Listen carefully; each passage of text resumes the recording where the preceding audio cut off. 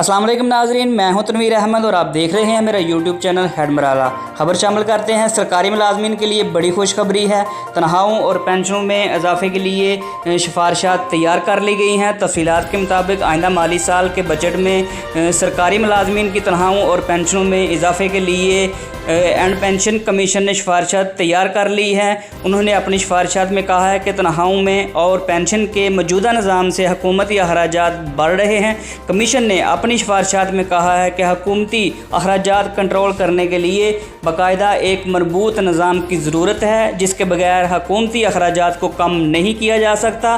गुज़श्ता कई बरसों से एक मरबूत निज़ाम मरतब ना होने की वजह से हुकूमत पर सरकारी मुलाजमून की पेंशन और तनख्वाहों का बोझ बढ़ता जा रहा है, लेकिन किसी भी हुकूमत ने इस हवाले से कोई मौसर इक़दामात नहीं उठाए हैं। ताहम अब एंड पेंशन कमीशन ने अपनी सिफारिश हुकूमत के सामने रखी है, जिसमें ना सिर्फ सरकारी मुलाजमीन की तनख्वाहें और इसमें इजाफे के लिए सिफारिशात पेश की गई हैं।